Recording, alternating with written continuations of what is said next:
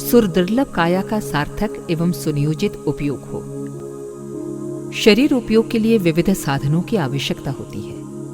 इसके लिए संपत्ति का उपार्जन और सुविधाओं का संवर्धन करने में प्रायः सभी लोग स्वभावतः निरत रहते हैं। व्यक्ति इसके लिए स्वयं प्रयत्न करता है, उचित से लेकर अनुचित प्रकार के अगणित उपाय अपनाता है। मूर्धन्य प्रतिभाएं भी साधन सुविधाओं को बढ़ाने के लिए सामर्थ्य भर प्रयत्न करती हैं। अर्थशास्त्री, विज्ञानी, बुद्धिजीवी, सत्ताधारी आदि सभी वर्ग के व्यक्ति अपनी प्रतिभाएं इसी क्षेत्र में नियोजित किए रहते हैं। इस सम्मिलित प्रयत्न का लाभ भी मिला है। आदिकाल की तुलना में मनुष्य की वर्तमान स्थिति की सुसंपन्नता में जो आकाश पाताल जैसी प्रगति हुई है, वो इसी संपत्ति साधना का प्रतिफल है। भौतिक प्रगति की उपयोगिता रहते वो भी एकांगी है। उपयोगकर्ता व्यक्ति की अंतः चेतना का समुचित परिष्कार न होने से साधन सामग्री का ठीक तरह उपयोग नहीं हो पाता। दुरुपयोग से तो अमृत भी विष बन सकता है और आत्मरक्षा के लिए बनाए गए शस्त्र उल्टे आत्मघाती सिद्ध होते हैं। बुद्धि का अभाव उतना हानिकारक नहीं जितना कि उसका दुरुपयोग।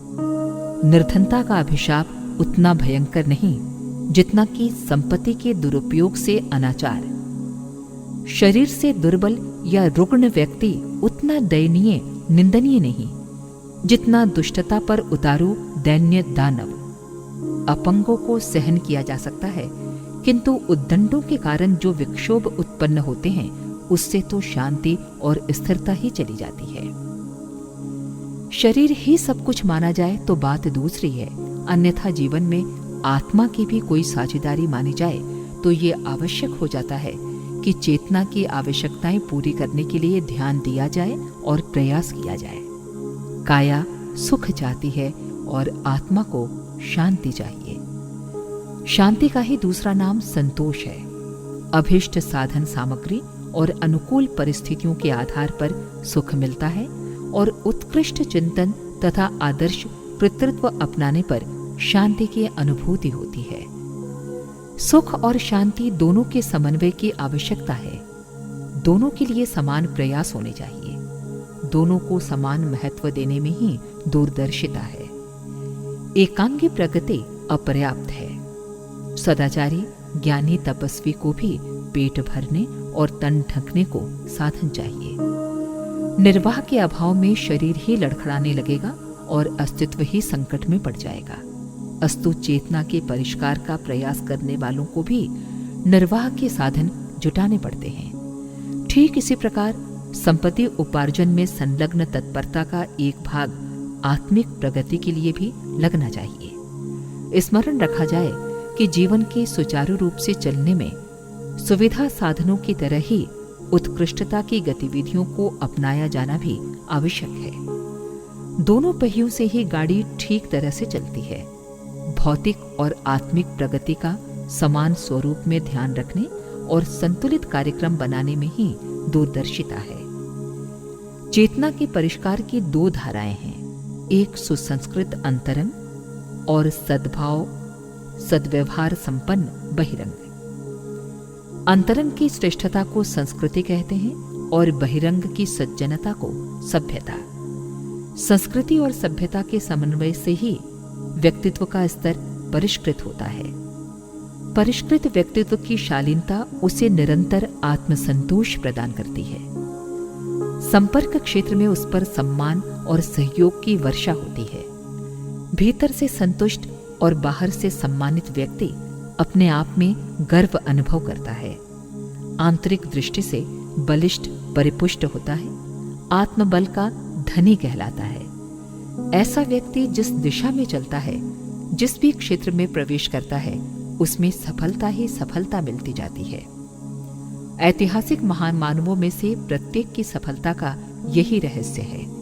परिस्थितियों ने तो कदाचित ही किसी को बहुत बड़ी सफलता दिलाई हो, पर स्थायी और वास्तविक प्रगति तो उच्च स्तरीय मनस्थिति से ही बन पड़ती है। अनैतिक एवं आकस्मिक रीति से किसी को समृद्धि सफलता मिली हो तो भी इतना निश्चित है कि वो न तो उससे समुचित लाभ उठा सकेगा और न धारण क्षमता के अभाव में उसे देर तक सुरक्षित रख सकेगा। पात्रता के अभाव में उपलब्धियों के संचय मात्र से किसी की भी समस्याएं हल नहीं होती, वरन उलझनें और भी बढ़ जाती हैं। अभाव की तुलना में दुरुपयोग की प्रतिक्रिया और भी अधिक भयावह होती है। स्वार्थ साधन एवं हित साधन को महत्व तो कितने ही लोग देते हैं, पर ये भूल जाते हैं कि वास्तविक स्वार्थ एवं हित किसमें है। इसे निर्णय निर्धारण में सबसे बड़ी चूक होती है। समझा यह जाता है कि संपन्नता बढ़ने मात्र से सुख शांति की समस्या हल हो जाएगी, किंतु तब ये नितांत भ्रम ही सिद्ध होता है जब अंतरंग में दोष दुर्गुण भरे पड़े हों, ओछा दृष्टिकोण अपनाया गया हो और आचरण पर से मर्यादाओं का अंकुश उठ गया हो। संतुलित जीवन अपनाने की अपनी आकांक्षा और चेष्टा बन सके तो समझना चाहिए कि समग्र प्रगति का सुव्यवस्थित आधार बन गया। जीवन व्यवसाय को दो साझेदारों की सम्मिलित दुकान समझा जाए।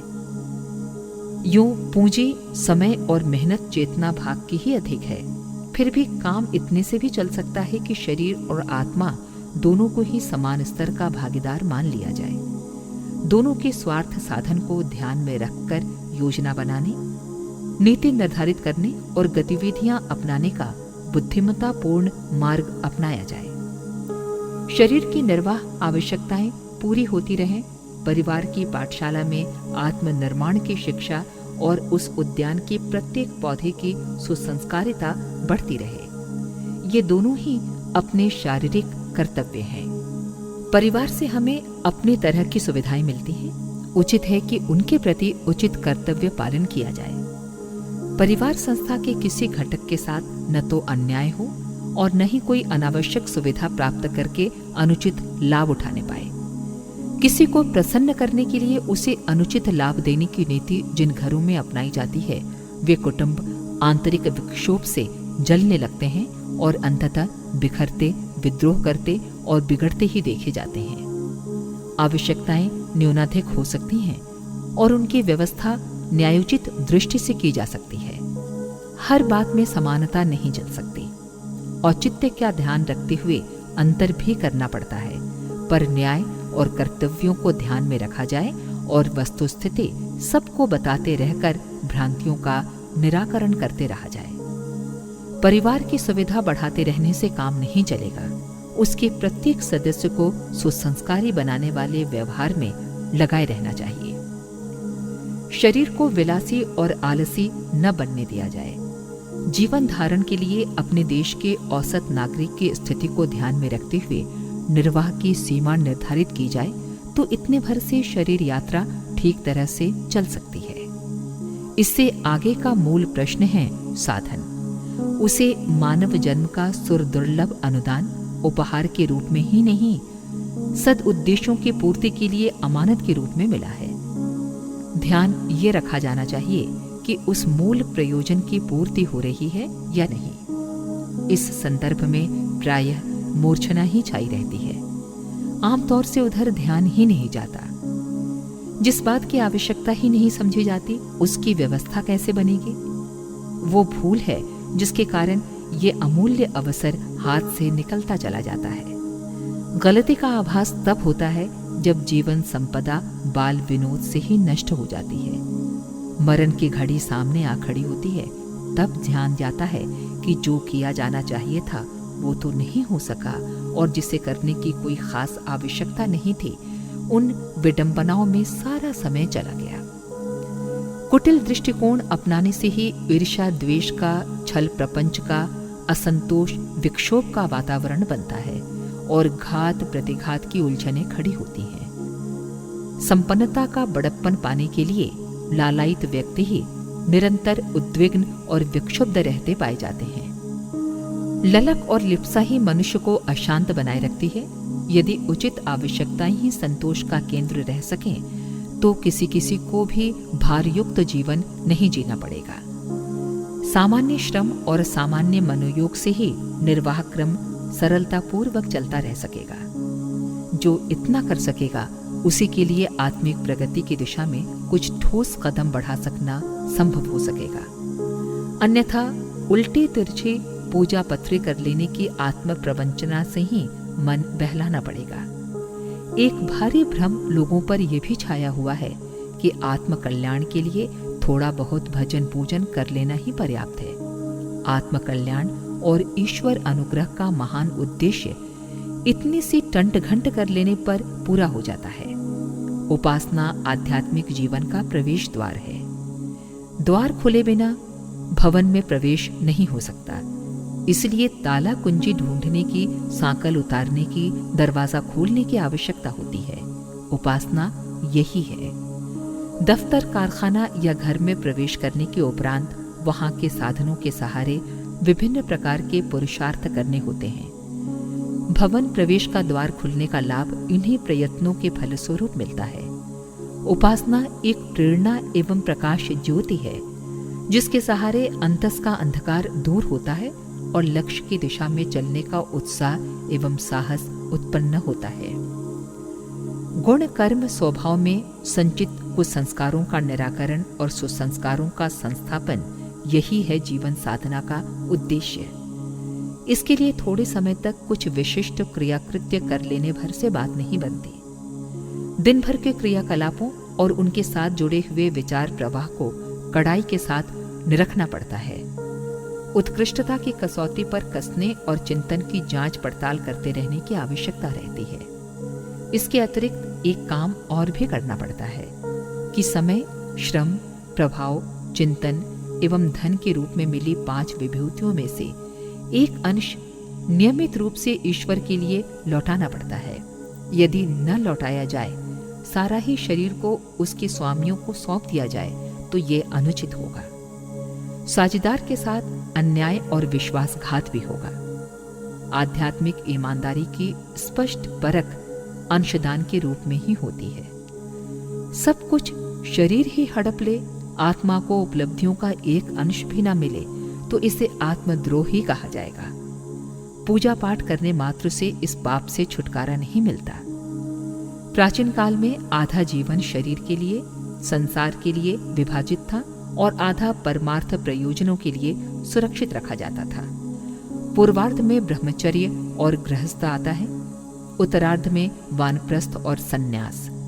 पूर्वार्ध स्वार्थ के लिए है, उत्तरार्ध परमार्थ के लिए। ब्रह्मचर्य से शरीर और मस्तिष्क को बलिष्ठ परिपुष्ट बनाया जाता है। गृहस्थ में उस क्षमता का उपयोग भौतिक उपार्जन के लिए किया जाता है। परिवार परिपोषण का उत्तरदायित्व इन्हीं दिनों आता है। नए बच्चे पैदा करना नहीं, प्रस्तुत परिवार को हर दृष्टि से सुयोग्य बनाना वस्तुतः यही गृहस्थ धर्म है, जिसके बिना विवाह किए बिना या बिना बच्चा पैदा किए भी भली प्रकार पाला जा सकता है। सच तो ये है कि घर के वयोवृद्धों, समवयस्कों और छोटों की सुव्यवस्था के लिए जितने साधनों की कमी रहती है, उसकी पूर्ति वही कर सकता है जो नया परिवार बढ़ाने के लिए आतुर नहीं है।